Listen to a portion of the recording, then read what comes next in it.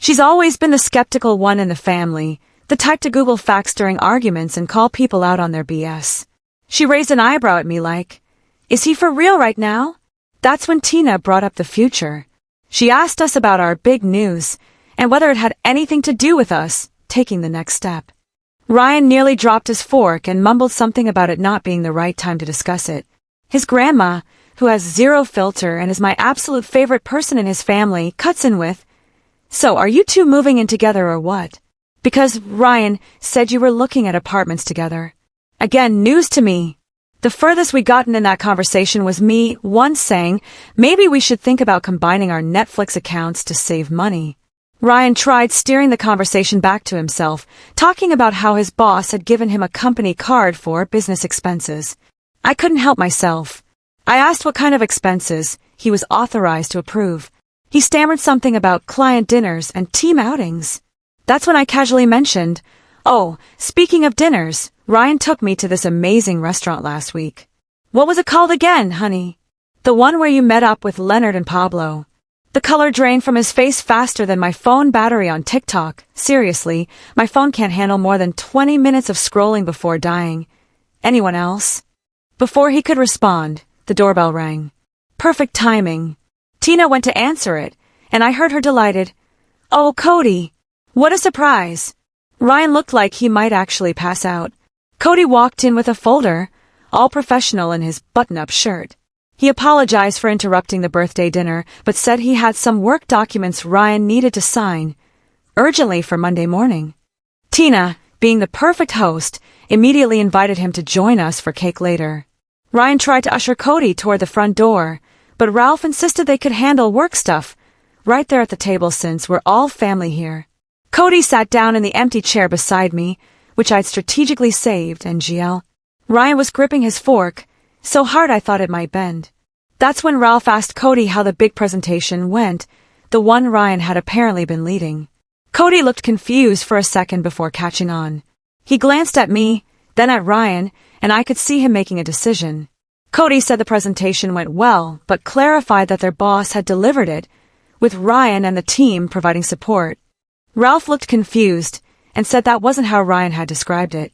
I jumped in, because I'm messy like that, and asked Cody about Ryan's promotion. Poor Cody looked so uncomfortable, caught between loyalty to a coworker and not wanting to lie to an entire family. He fidgeted with his napkin and said something vague about company restructuring.